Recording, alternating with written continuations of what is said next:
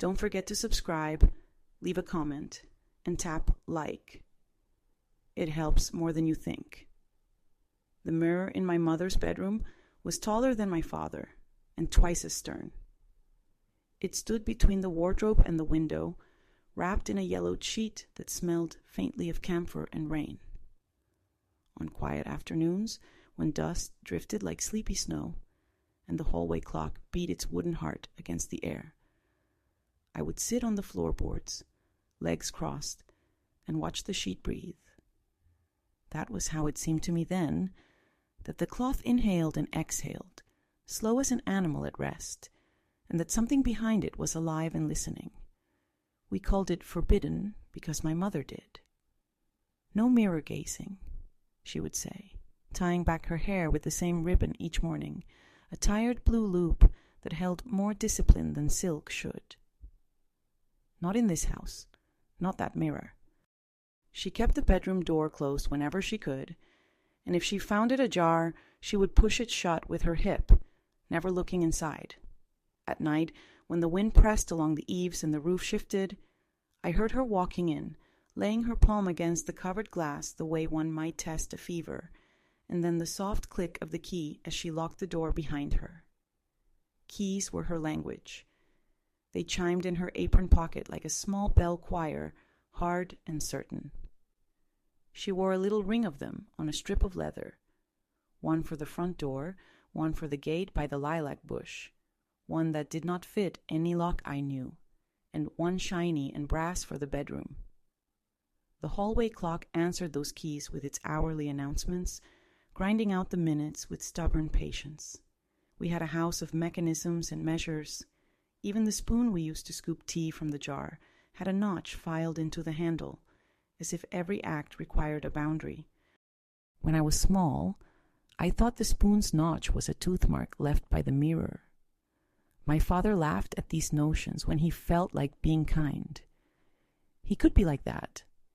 The soft whistle between his teeth as he carved wood on the back step, the glowing tip of his cigarette winking at the grapevine. He was not always terrible. It is a truth I cannot afford to throw away, because it lets me hold the rest of him without burning. Still, he never touched the mirror, not even with a joke, and his laughter, the good laughter, always stopped at the bedroom threshold, like a dog that senses the edge of a cliff. I was 7 when I lifted the sheet for the first time.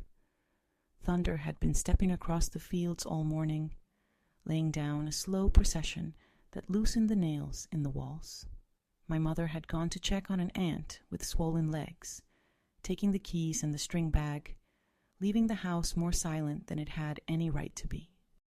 The bedroom door was not locked, whether by chance or forgetfulness, I cannot say. The window had been left cracked for air. The white curtain blew in and out like a breath. Even the hallway clock had stopped, the pendulum frozen on the upswing as if surprised by its own movement. I did not mean to look. If you ask a child whether they intend disobedience, they will describe the shape of it without naming the crime. I only meant to stand near the mirror and listen. But the sheet's edge, browned where fingers had touched it over the years, whispered against my knuckles, and then I was lifting, letting the cloth fold into my arms. The glass was not clean.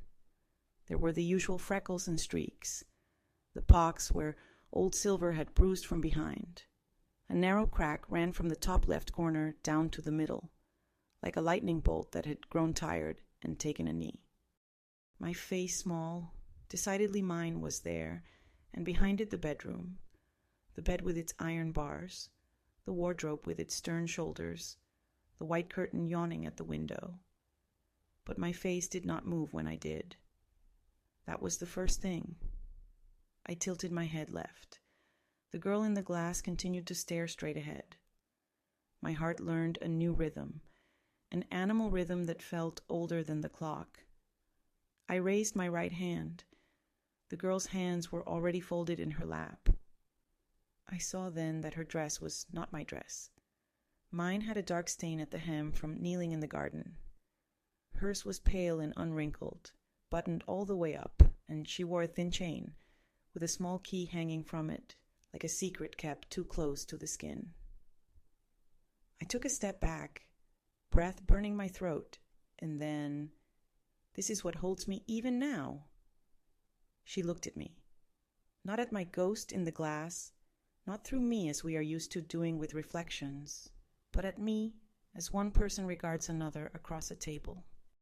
She lifted her index finger to her lips. Hush. It was not threatening. It was certainty, as if she had waited a long time for me to learn that gesture and wanted to see if I would understand. I understood and didn't. The room felt tilted, the floorboards subtly relaxed.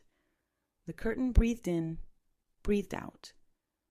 A smell of old roses rose from the grain of the wardrobe. Somewhere beyond the walls, a potato truck clattered down the lane, and the glass took the sound and held it, humming its frame. The girl, my almost self, turned slightly then, so that the light grazed her cheek, and I saw a small crescent scar just below her right ear, the pale slice children get from running through the wrong thicket. I reached up and touched my own skin. There was no scar. It is a fearful thing to realize that the person who most resembles you is not you. Every promise of my young life, the practiced smile in the school photograph, the place at the table, the bed warmed by my own body, suddenly felt borrowed. If I turned my back on the mirror, would she be waiting on the other side of the room? If I blinked too slowly, would she take the blink from me and I find myself unable to close my eyes again? I was 7, and my theology was mostly made of bedtime stories and the way my mother covered every mirror in the house whenever there was a death. "Who are you?" I asked, aloud, though my throat wanted only to swallow. The girl's lips moved, a breath's width, but no sound reached me. She looked over her shoulder behind her, in the room that was not our room. Someone was there, a woman. Tall, hair pinned severe, a dark dress that belonged to photographs rather than mornings. The woman carried a ring of keys and looked at the girl the way my mother sometimes looked at me when she thought I was not paying attention. The woman lifted her chin. The girl bowed her head, and then the woman touched the frame of the mirror held in their world. The twin frame to ours, and as her finger met the wood, I felt a cold throb in my own hand, as if I had been the one touched. I closed the sheet. I did it clumsily, as a child will when confronted by something that does not belong to the simple inventory of kitchen, school, street, bed. The cloth raced over the glass, stifling it, and the room gathered itself back together around me. The clock began again. The curtain lost its breath. I stood there with my fingers caught in the hem, feeling the slow return of everything that was ordinary and insufficient, like the way the house smelled when the coal had burned too quickly and my mother cracked the window wider against her own rules. When she came home that afternoon, damp across the shoulders from the rain, I watched how she locked the bedroom door. She never looked at me. She leaned her forehead a moment against the painted wood. One hand held the key so tightly I could see the small wounds her nails left in her skin. That night, she refused to light the bedroom lamp. She sat on the bed in the dark, and I lay on the hallway rug and listened to the clock, counting its heartbeats the way one counts the breaths of a sleeping friend after a fever has broken. Children keep secrets crudely, but we keep them with our whole bodies. I avoided the bedroom by daylight, much as I longed for it, the way one avoids the orchard where the wasps make their paper nests, and the pears fall with a sweetness that is almost a bruise. I drew the girl in my school exercise book, but made her hair too light. I built a mirror from 2 panes of tinfoil and watched the way my face tore and reknit. When I bent toward the kitchen window at sunset, there was always a moment where the glass doubled the world and laid me, thin as onion peel, against the sky. I learned to measure time by the creak of the stair and to register my mother's moods by how she handled the keys. the soft lift when she was thoughtful, the irritated jangle when my father had not come home as promised. He taught me, without meaning to, that silence can be a battering ram. There were days he came back late, smelling of damp wool and sawdust, his eyes bright as glass. He could enter a room and take it over without speaking. Hunger and weather and money would go silent in the presence of his not yet words. My mother would stir the soup harder. The spoon with its notch would strike the pot and ring. The clock would do its duty, louder, as if time could outrun whatever he had brought in on the soles of his boots. And sometimes, rarely, but enough to mark the calendar, you could see in him the boy who must have been once. The boy who slept in haylofts and borrowed horses, and imagined his own life as a door that would never need locking. I learned to hang my love for him on those few thin pegs, so it would not drop to the floor. It was about this time that my brother began to talk in his sleep. He was older by a handful of years and had the grace of someone who does not know that other people watch him. In daylight he moved through the house like a quiet kind of weather necessary, inevitable. At night he called out, not words but low cries, and my mother would stand in the doorway with the hallway light behind her and press her hand to the wood again and again, as if she were trying to sign her name to what she could not command. The second time I lifted the sheet, my brother was awake, sitting on the floor with his back to the wardrobe, his legs pulled up, his face the color of dirty milk. He did not ask me what I was doing. He did not tell me to stop. He took the corner of the sheet from my hand, and together we peeled back the cloth as if revealing a wound to air. The girl was there. Not exactly where I had left her. Can you leave a person in a place where you have never been?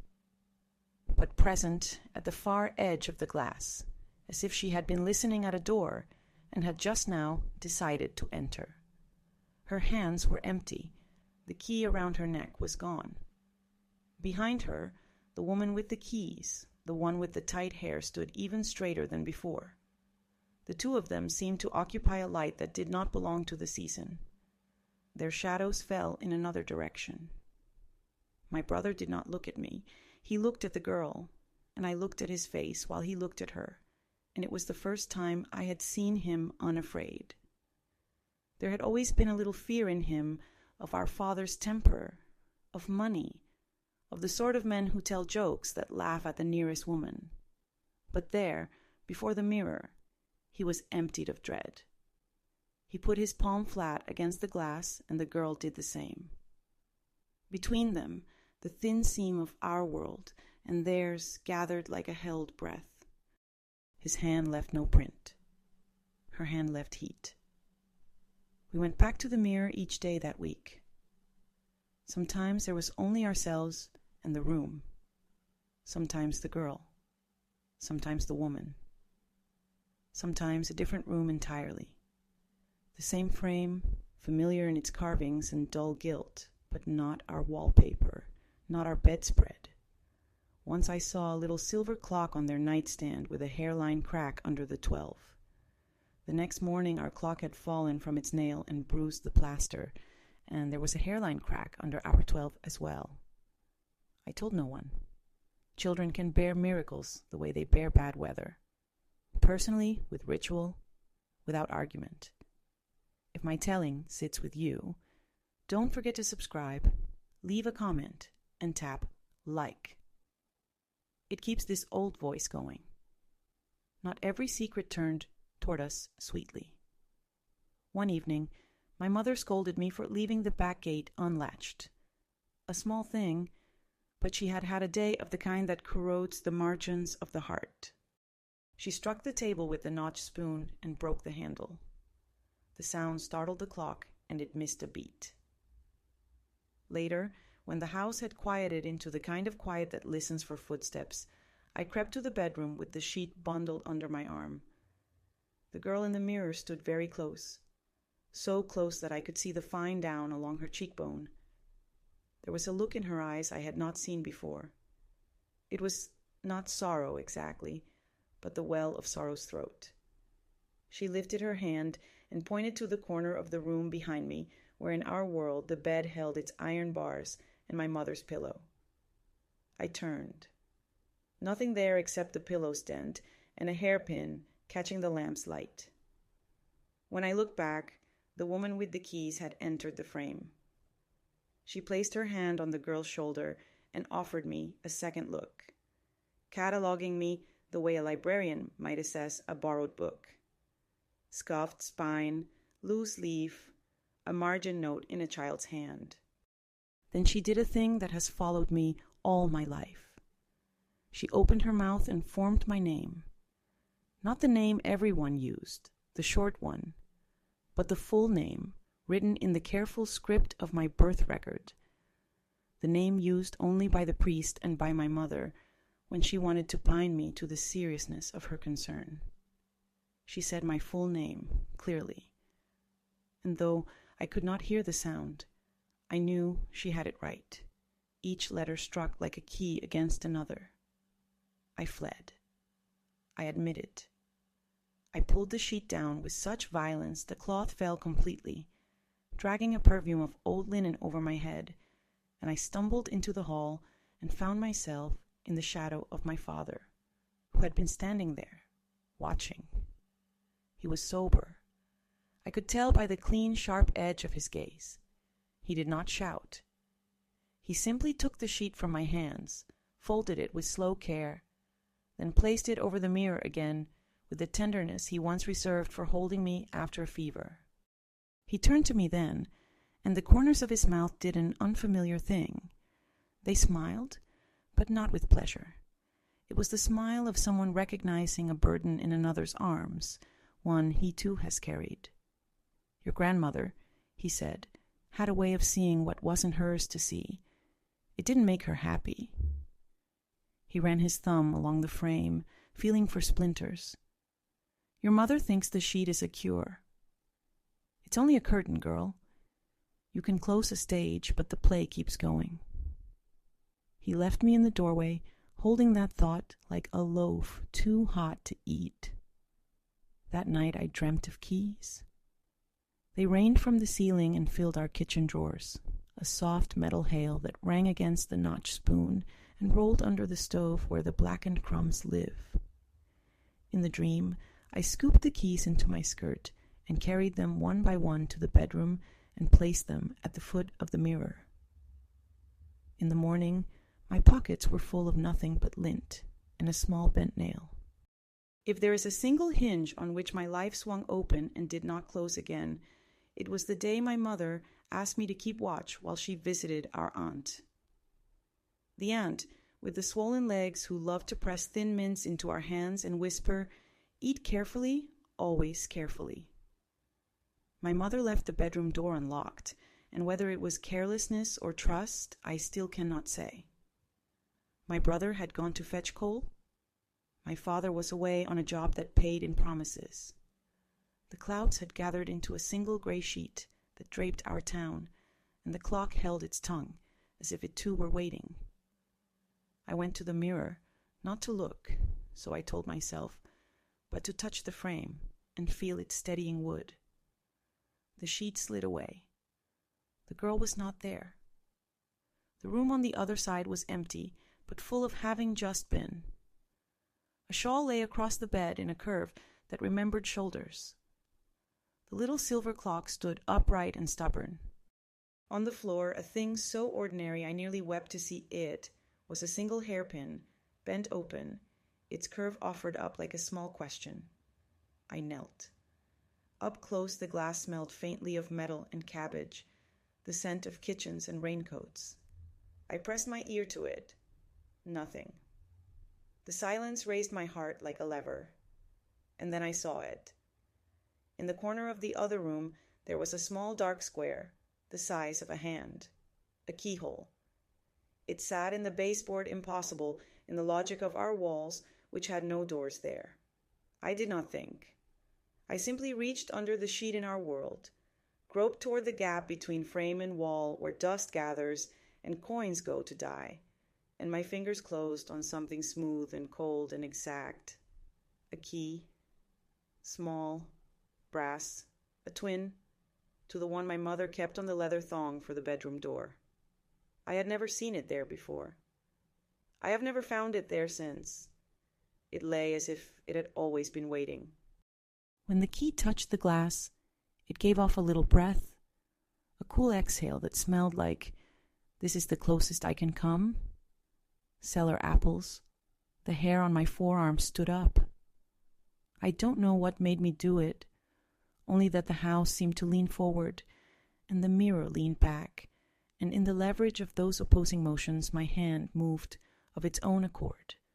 I placed the key against the keyhole in the other room, and though logic should have broken its teeth on that act, the key entered and turned. The sound it made, the soft rightness of a lock surrendering, was the first thing I've ever heard in the mirror's world that crossed fully into ours. It rang in the wood of our floorboards. It touched the pendulum of our clock. It woke a small pain in an old scar on my knee. The corner of the other room opened. Not a door, exactly. A loosening. The baseboard curved toward me, and behind it, a space the size of a girl. The woman with the keys did not appear, and for a moment I thought I had outflanked her, out-tricked an adult with my child's uncertainty. Then I saw the shadow she left, a strict vertical mark cut into the air near the window, and I realized you cannot outflank the people who built the room you stand in. My brother's hand came onto my shoulder.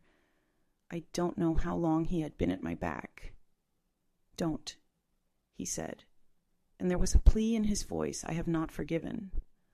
I say plea, but it was more like the sound you make when the stone in the path turns under your heel and you see, in one bright slice of a second, the shape of your fall.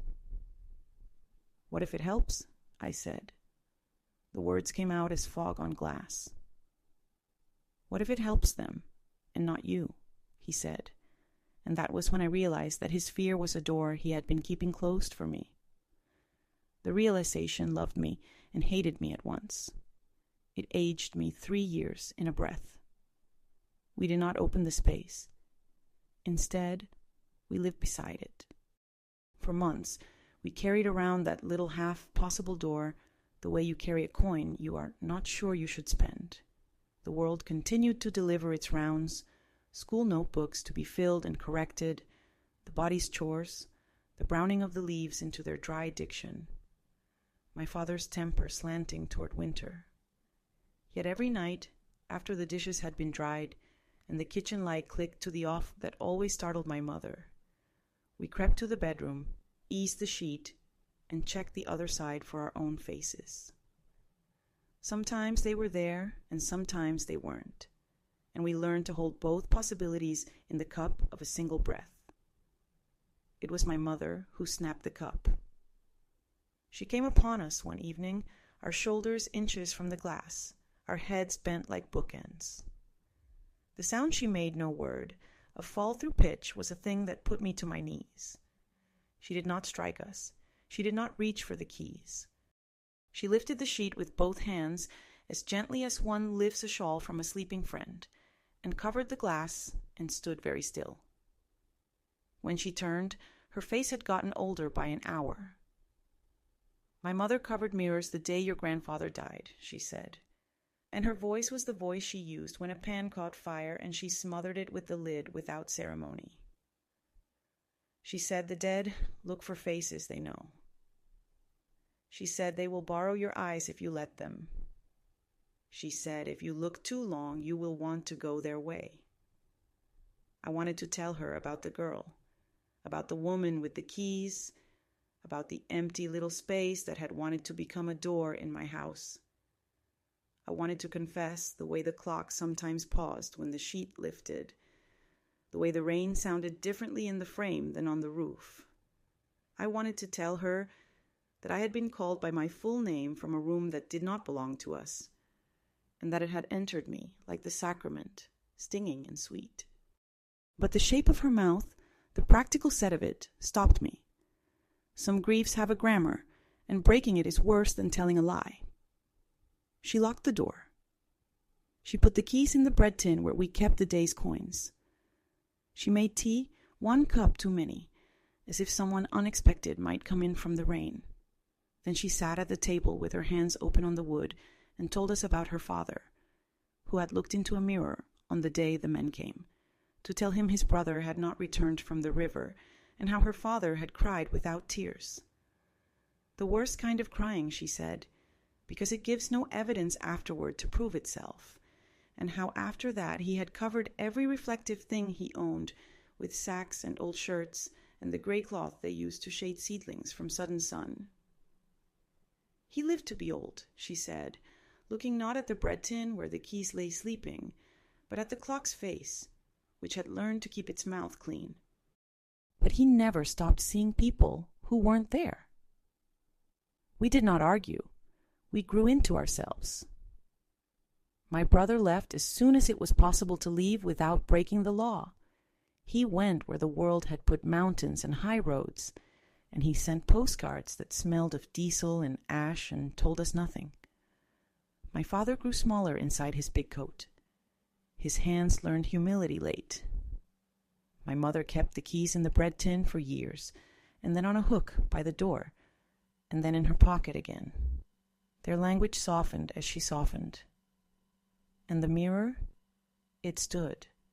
Covered and uncovered, breathing and holding its breath, it stood.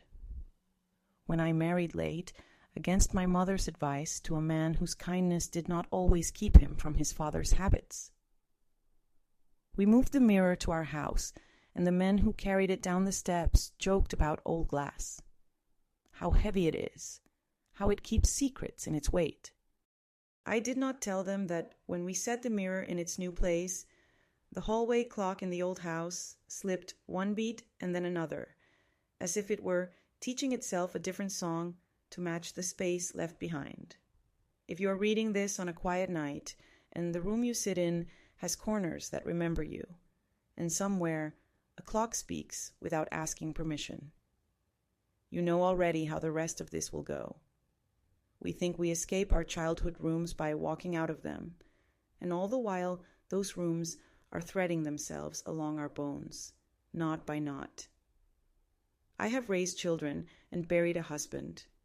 I have sat with a friend through a night so cold we wore our coats inside and told each other stories about the warmth we planned to earn. I have learned the patience of bread and the limits of apology. I have watched myself become my mother in tiny, survivable increments. And still, when it is 3 a.m. and the house is a single animal breathing slow, I lift the sheet and I look. There she is, the girl with my face and not my face, older now, as I am older. The woman with the keys has gone or has become a shadow that cannot stand upright. Sometimes the girl wears a shawl my mother once wore. Sometimes she is in a dress that I never owned, but remember from a photograph that never existed. Sometimes she leans close, so close that we fog the glass between us, and I can see the fine network of lines at the corners of her mouth, lines I know as intimately as my own front door. She lifts her hand. I lift mine. We line our palms along the seam. It is cold, then warm, then something that does not belong to temperature. I will tell you about the day I realized what I had been seeing all along. It was not a trick of light, not a visitation from a future or past that wanted to own me. It was my mother. That is to say, it was the way she looked past me when she was protecting me. The way she moved keys from tin to hook to pocket as if arranging seasons. The way she knew which child was calling by the shape of the footfall. The girl in the mirror had always been a door to my mother I didn't have the language to name. The realization arrived as ordinary things do in the kitchen, between the kettle's beginning and the whistles. A water stain near the ceiling had, over weeks, formed the shape of a keyhole. I was buttering bread. The clock clicked softly at my back. My hand set the knife down and reached without asking me first for the hallway for the bedroom, for the corner where the mirror stood at its old post. The sheet lay smooth against it. I let it fall. The glass lifted its face to mine, not obediently, not with any hurry, but like a friend climbing the last steps to your door. She was there, and she was not a child. She was the age my mother had been when my father's hands learned humility. The little silver clock behind her had stopped at 12.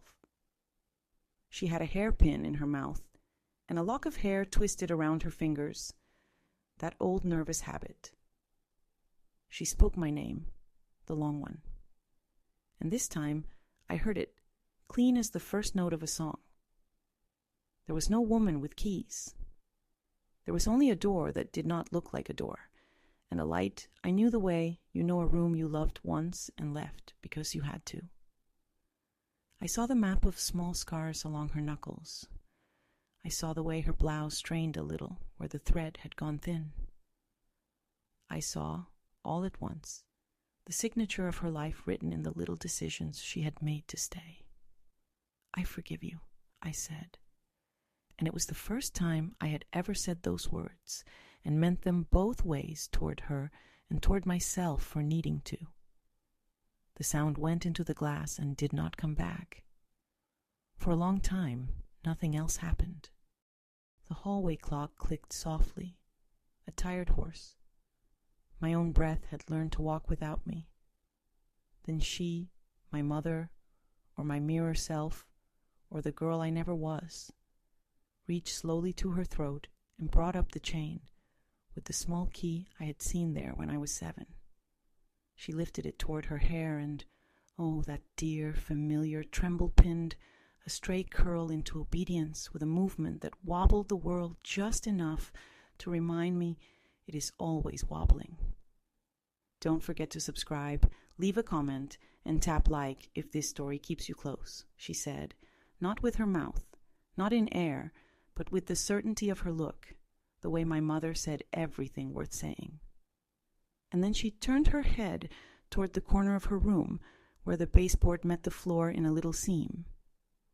And I understood that what I had taken for a keyhole in her world had been all along the shape of my listening. I will tell you because I promised myself I would. The day my father broke the clock and how the mirror held the time for us while we learned to live without it. The night my brother returned, thin as wire and bright as a blade, and stood before the glass and saw in it not a rescue, but a reckoning. The morning my mother died, and I covered every reflective thing I owned, and did not cover the mirror, and how that was an argument I meant to have with her, and lost.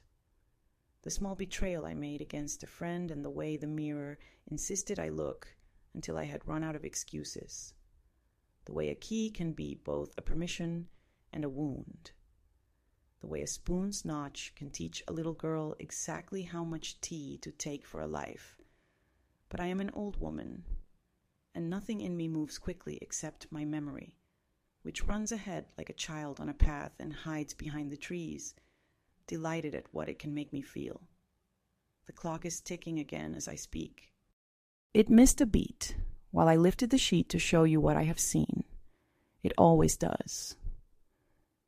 There's always a price for looking and a price for refusing to look, and you never know which you are paying until the bill is due. I have learned to leave a little coin in the bread tin for that purpose, tucked under the keys so it won't show if a stranger lifts the lid. Perhaps that is superstition.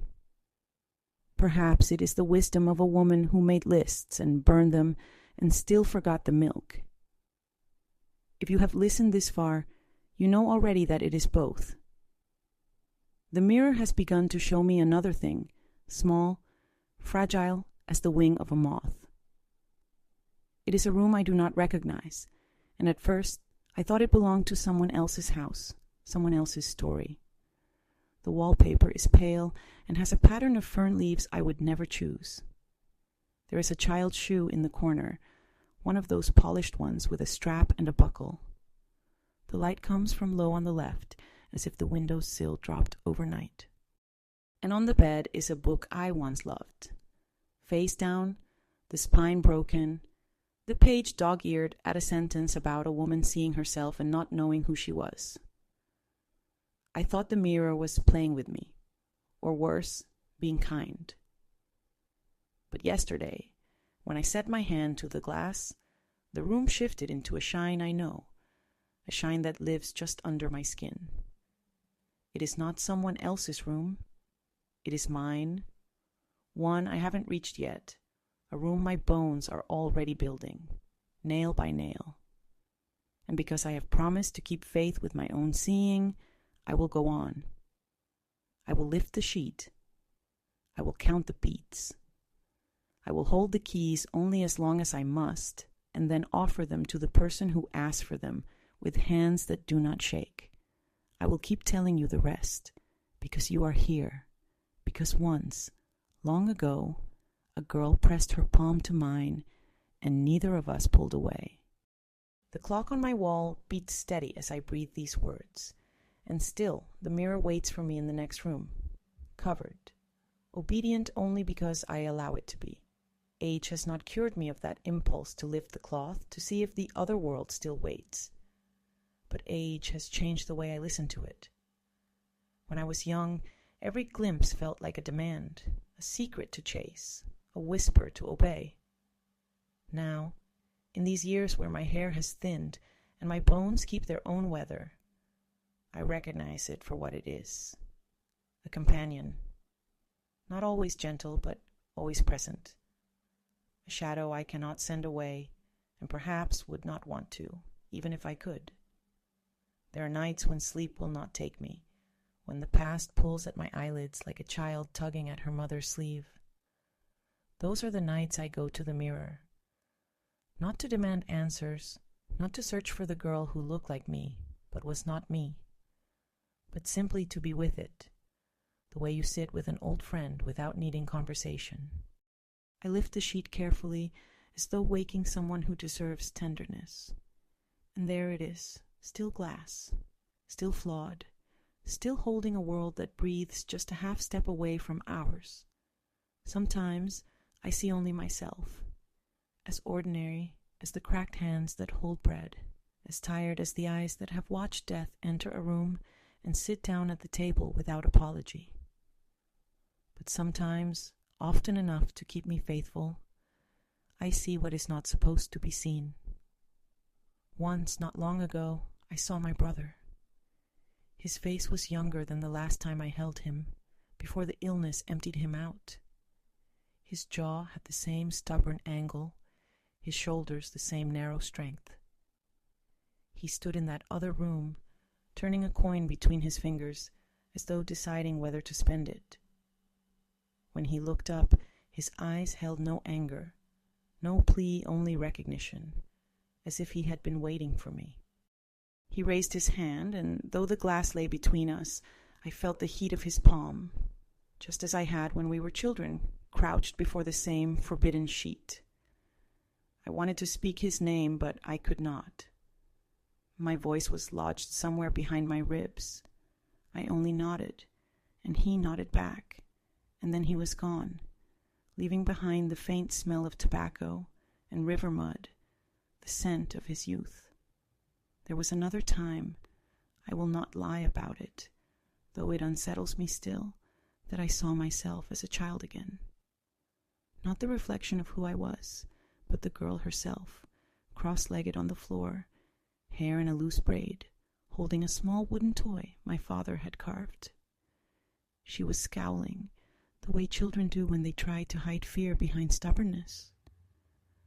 She looked at me as though I were the intruder, the thief of her years.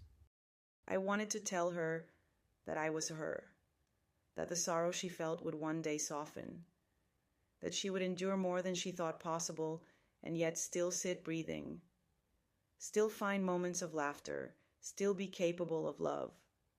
But I could not. My mouth formed the words, and the glass swallowed them. She turned away, leaving me with the sharp ache of knowing that time cannot be undone, only witnessed.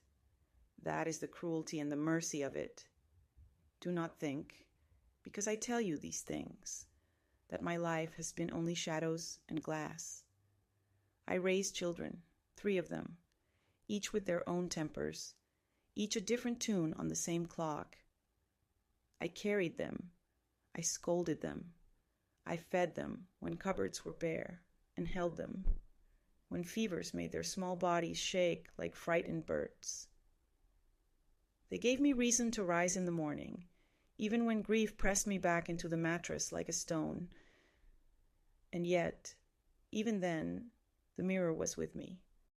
I would hear it in the hush between their cries, in the silence after the kettle boiled over, in the way the house itself seemed to wait whenever I passed by the closed bedroom door. The mirror has always been the listener, the silent witness to everything I could not say aloud. There is one night I cannot forget. My husband, God rest him, had come home late, his voice heavy with drink. He was not cruel that evening, only hollow, like a man whose insides had been scraped away. He sat at the table, staring at nothing, and I sat across from him, staring at him, and between us was a chasm I knew I could not cross. When he went to bed, I stayed behind, listening to the clock count out the emptiness. And then, without quite knowing why, I went to the mirror. I pulled away the cloth, and there I saw not myself, not the girl, not the woman with the keys, but a vast, dark space, deeper than any room, darker than any night. And in that dark, I felt the weight of every woman who had stood where I stood. My mother, her mother, women whose names I never knew, but whose breath still lived in the wood of the frame. It was unbearable and comforting all at once. I laid my forehead against the glass and whispered, I am here. I am still here. And in the faintest tremor, I felt the words return to me, as though the mirror itself had said them back. If you are still with me in this telling, remember, leave a comment, press like, subscribe, so this story doesn't vanish into silence. In the years since, I have come to see the mirror less as a curse and more as a covenant. It does not give answers, but it refuses to let me look away. It demands that I see myself, my losses, my mistakes, my inheritances. It holds me to account in a way no priest, no husband, no child ever could. When I stand before it, there are no disguises, no roles to hide behind. Only the truth of what I carry, whether I wish to or not. And still, even now I wonder, who covered the mirror first and why? Was it truly to protect us from the dead, as my mother said? Or was it to protect us from the living, from ourselves, from the unbearable sight of what we might become? I think of the woman with the keys, her stern mouth, the way she named me with a voice I could not hear. I think perhaps she was not a stranger at all, but the echo of every matriarch who carried the burden of seeing too much. Perhaps each of us, in our turn, must bear the keys, must decide what to lock away and what to leave open. That is the inheritance no will can name. I am an old woman now. The mirror will likely outlive me, as it has outlived the others. One day, my children, or their children, will find it in this house, tall and heavy, still cloaked in its yellowing sheet. Perhaps curiosity will undo them, as it undid me. Perhaps they will see faces they do not expect. Perhaps they will hear their names spoken in the silence. I can only hope they will not turn away too quickly. To look is dangerous, yes, but to refuse to look is its own kind of blindness. The truth will have its way, whether through glass or through blood. And so, I speak it here, into this room where only the clock listens, into this telling where you sit with me unseen. I have lived a life haunted by a mirror, and yet I would not give it back. For in its depths, I found not only terror, but also understanding. I saw that I was never alone, even in my loneliest hours.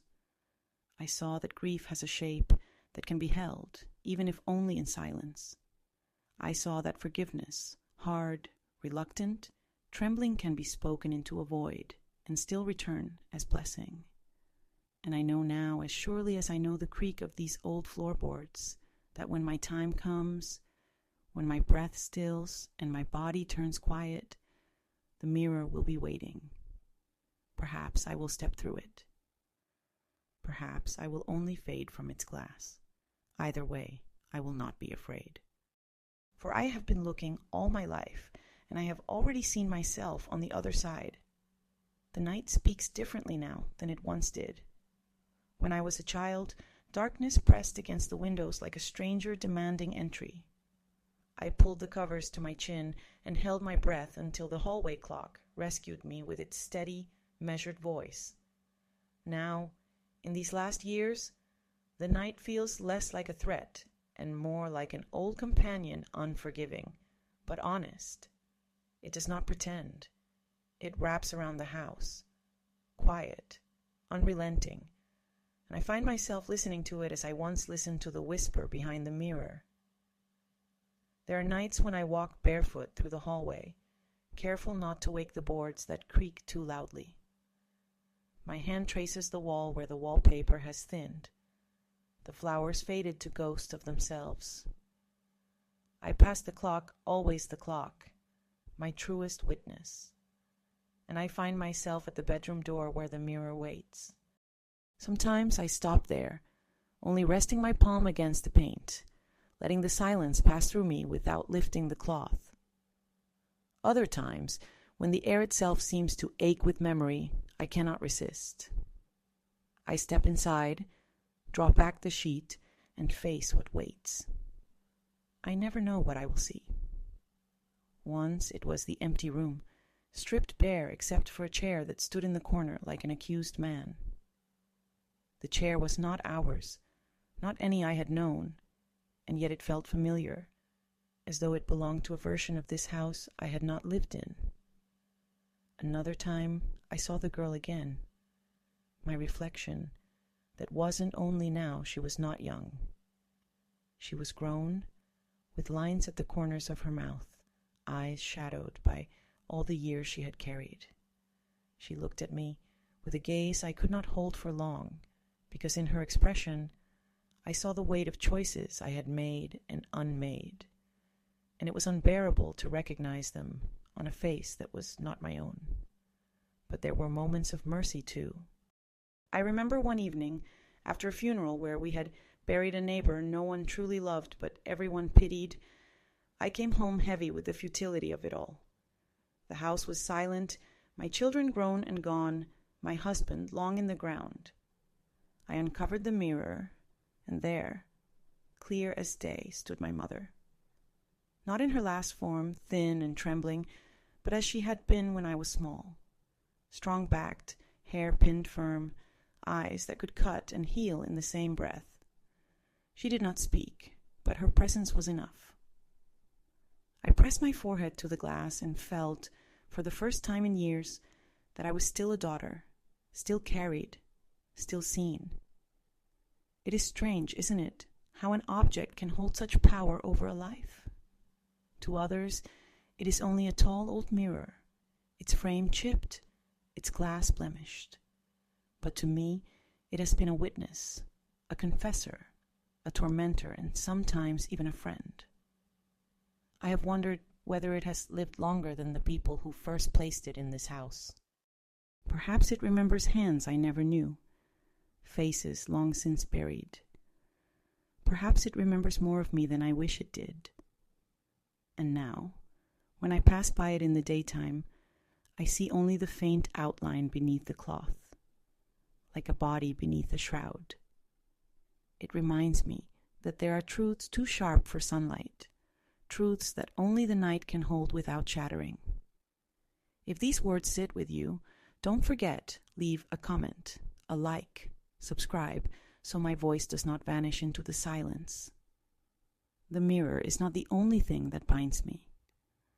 The house itself has become a kind of mirror, Every room reflects a different time of my life. The kitchen still smells of boiled potatoes and wood smoke, though the stove has long gone cold. The hallway carries the echo of my children's hurried footsteps, though no young feet run there now. The small back room, where once I mended clothes by the dim glow of a single lamp, holds the memory of my own hands, younger, steadier, more certain. It is as if each wall has recorded the vibrations of my life, and when the night deepens enough, I can almost hear them humming, a low chorus of everything I once was. Sometimes I think the mirror listens to those echoes too. Sometimes when I look, I see not only my own shadowed face, but the faint suggestion of these rooms as they used to be, overlapping with the present. The house in its many ages, layered like the rings of a tree, and within those layers, all the women I have been, the frightened girl, the hopeful bride, the weary mother, the grieving widow. They gather in the glass, not to accuse, but to remind. There is one memory the mirror will not let me forget. The day my daughter, my youngest, came home with eyes full of questions she could not yet put into words. She had been told by someone at school that there were things in our family we never spoke of. She stood before me, searching my face for answers. I wanted to tell her everything, that the silence in our house was not emptiness, but a dam holding back a flood, that the mirror in the bedroom was the mouth of that flood, that I had spent my life trying not to drown in it. But I could not. Instead, I sent her to wash her hands for supper. Later, when the house was quiet, I went to the mirror, and there she was, the girl I had been at her age, staring at me with the same accusing eyes my daughter had given me. That was when I knew. The silence we inherit becomes the silence we pass on, unless we dare to break it. I did not break it then. Perhaps I am breaking it only now by speaking into this empty room, by letting these words stretch beyond my own walls. The mirror has shown me much, but it has not given me peace. Perhaps peace was never its gift to give. What it has given me is the courage to look, to keep looking, even when what I see threatens to undo me. And now, as the hours shorten, as the days fold into one another like worn linen, I wonder what I will see in it last. Will it be my own face, still and final? Will it be the girl again, pressing her palm to mine? Will it be the shadow of my mother reaching out as if to guide me? Or will it simply be darkness, a silence so complete that I know I have already stepped through? Until that day comes, I will go on lifting the cloth, go on facing whatever waits. For it is not the mirror that is forbidden. It is the truths we fear to see. And I, though afraid, have always looked. Don't forget to subscribe, leave a comment, and tap like. It keeps this old voice from slipping into the dark. Rooms and winters, from the first house to the last, through births and the quiet afterward, through deaths and the louder quiet that followed them. I have carried it without a cart, though my back complains, because a thing like that doesn't ride, it accompanies. The men who moved it for me the final time were careful in the way workers are careful only when they feel watched by something older than their contracts. They wrapped the frame in felt, their hands respectful. One of them brushed the carving along the edge and said it felt like a rosary, smooth where the thumb had worried it for a lifetime. I did not tell him that our family never prayed to wood. We prayed to the stubbornness of surviving.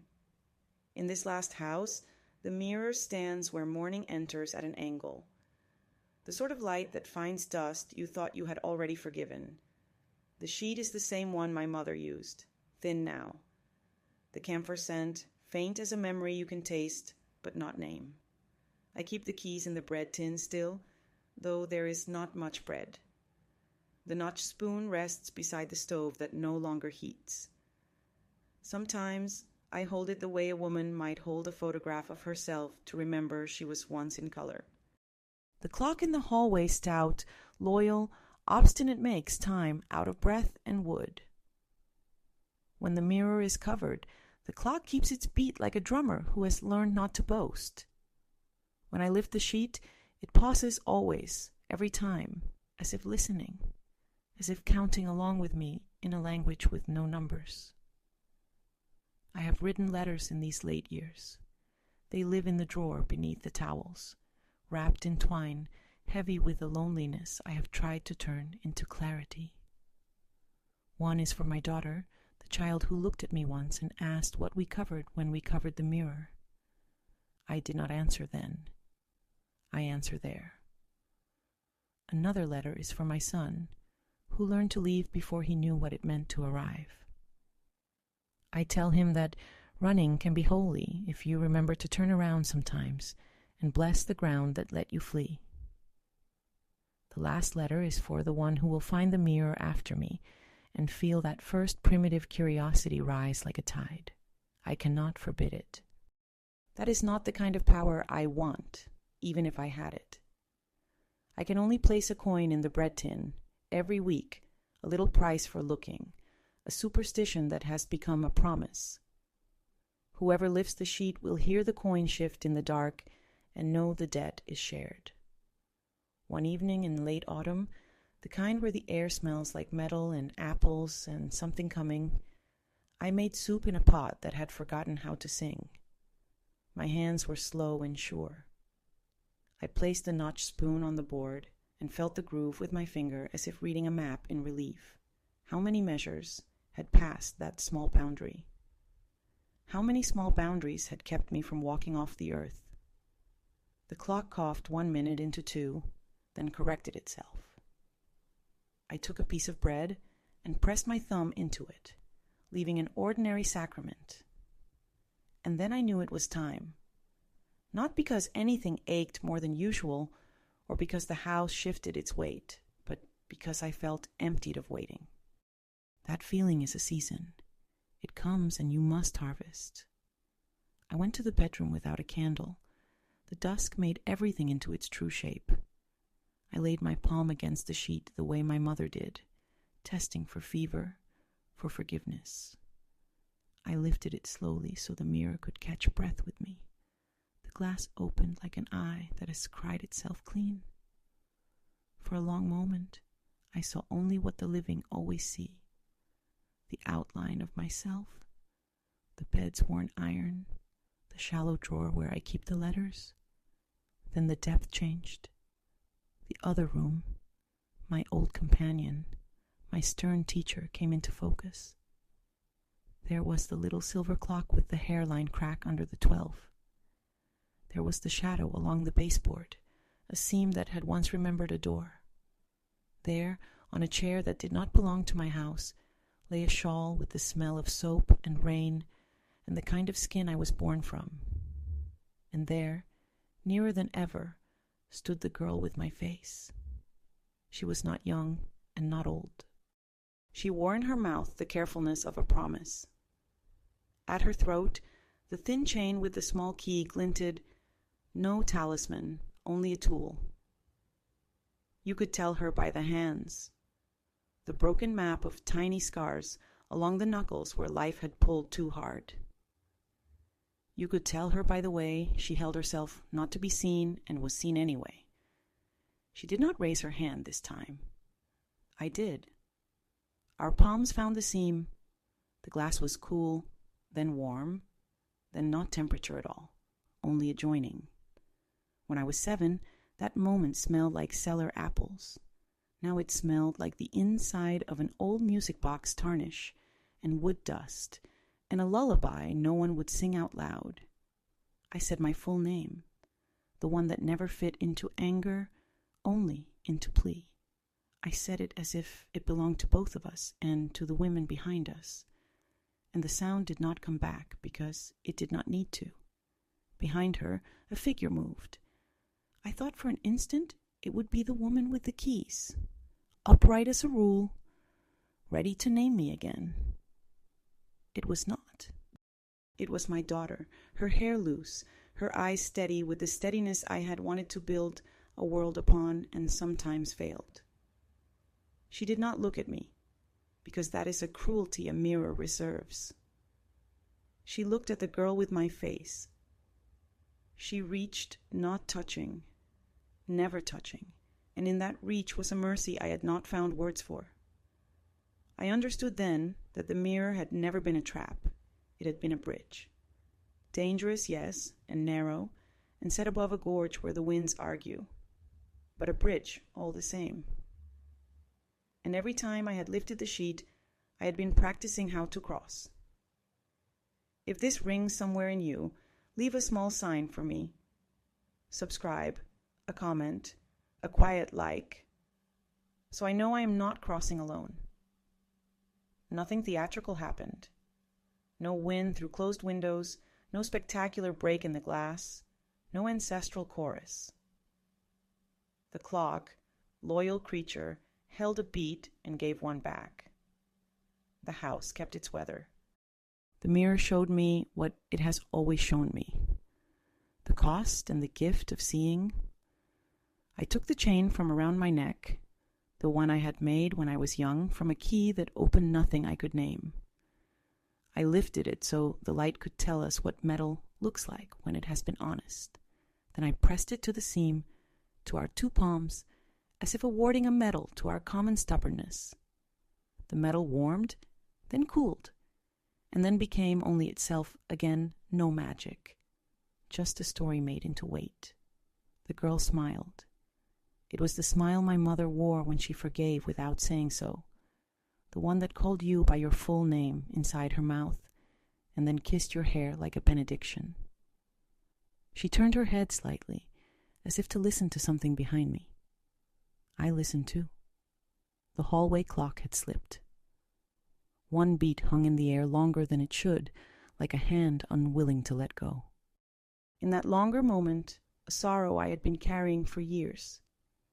Heavy as a bucket of water, you try not to spill set itself down. I had not expected relief to be so ordinary. I covered the mirror again, not out of fear, out of completion. You close a book when you have read the last page, not to deny what you learned, but to keep the learning warm. The sheet fell with the soft authority of a final sentence. I stood there, hands at my sides, and felt the house include me again. The floorboards knew my feet. The air knew my lungs. The clock cleared its throat and went back to its duty. After that evening, I began the real work the mirror had prepared me for, the breaking of the silence that had been our inheritance. I spoke to my daughter. I told her the small truths first, the ones that can be carried without spilling. The way her grandfather's temper lived in his hands. The way her father's drinking widened the space between us into something I could not cross without bruising. The way my brother had left because he loved us and did not know how else to stop the harm from circling back. Then I told her the larger truths, the ones that require both hands. That we had turned away from each other out of shame. That we had forgiven our parents without forgiving ourselves, that the mirror was never the danger but the refusal to look. She did not cry. She placed her hand over mine on the table where we had eaten bread and laughter and long, hard silences. "It ends with us," she said, not like a judge, like a farmer, looking at a field and knowing how much work is left before winter. I believed her. She asked about the sheet. I told her she could lift it whenever she wished, but only when she could sit afterward without asking the mirror to answer for her. That is a rule I learned too late. Do not force an object to hold your absolution. The living must do that work for one another. We cleaned the house together then, in the slow way two women clean when they are also measuring time. We took the towels from the drawers and aired them. We rearranged the dishes. We oiled the clock's pendulum and spoke to it as if it were a child doing its best. We opened the bread tin and counted the coins I had left. A poor person's liturgy. We found beneath them a hairpin that had traveled under the lid like a stowaway. She picked it up and smiled. "You," she said, meaning me. I tucked the hairpin into my hair, though it has little to hold now. It held anyway. The winter that followed was honest. Snow made the house into a single vowel. My hands learned the shape of heat again in the handles of mugs. On a night when frost wrote its own careful alphabet along the window, the mirror called the way a bird calls from a hedge to be known, not to be answered. I did not go. I sat with the clock instead and listened to it teach my heart how not to hurry. A kind of peace took root then, the sort that does not excuse anything, but makes it survivable. You look for a grand final act in stories like this. We have been trained to expect a door flung wide, a crossing with trumpets, the sudden marble certainty of meaning. I will disappoint you gently. The end, when it came, arrived in small decisions practiced too many times to notice. I wrote the last of my letters. I placed the ring of keys, front door, garden gate, bedroom, on the table and slid one coin beneath them, an old woman's joke. I washed the notched spoon, dried it, and set it in the drawer as if tucking a child into bed. I walked the rooms and thanked them out loud, each by its proper name. Kitchen, hallway, bedroom, back room, threshold. I kissed the clock face with my knuckles as if it could feel the gratitude in bone. Then I lay down in my bed while the late light thinned along the floorboards. My daughter was in the next room, humming without knowing it. The mirror stood where it stood, covered, present, patient. The sheet did not breathe. I did. In the long softness before sleep, voices came. The girl, my mother, my brother, the woman who had held keys, and others, many others. The crowded choir of all the versions of myself I had once been afraid to own. They did not call from the glass. They called from the ordinary air. I turned toward the sound the way a plant turns toward its single faithful window. I said the only prayer I have ever trusted. I am here. If you've kept me company all the way, leave me a sign, subscribe, a word below, a small like, so the next old story knows where to find you. Morning arrived anyway. I woke to the clean assault of light and the cluck of the kettle, remembering its purpose. My daughter set a cup on the table and looked at the bread tin and the keys and did not smile as much as soften. "Today?" she asked. I nodded. We went together to the bedroom. The clock fell in step beside us. Its beat the modest heartbeat of a creature that has made peace with its job. She lifted the sheet. I let her hands do what mine had done too often. The mirror shone like an old lake, still, deep, unapologetic about what it keeps. We did not look for faces. We looked at ourselves. Two women, the same and not the same, framed by wood and years, and a house that had learned our footfalls. I pressed my palm to the glass one last time and felt nothing supernatural, only the cooling echo of 1,000 earlier touchings. Then I lowered my hand, and she lowered the sheet. We left the room with the door open. The clock did not miss a beat. I will not write what came in the months after, because it belongs to the living, and I am not their historian. The mirror stayed. The house changed hands, the way a river changes banks patiently, while no one is watching. Somewhere a child will tug at a sheet. Somewhere a woman will tell the truth to a room, and the room will not let her take it back. Somewhere a clock will pause at the seam between a fear and its ending, and then go on, brave as bread. This is as close to an ending as I can make. I have looked, even when it hurt. I have listened, even when the listening undid me. I have forgiven, even when forgiveness felt like putting my throat into another's hand. The mirror was never forbidden. It was the world asking me to be large enough for my own reflection. If I have managed it even once, then the price in the bread tin has been well spent. Leave this last small coin for me, will you? A quiet subscription to the old human work, to see, to say, to stay. And then let the sheet fall. The clock knows what to do.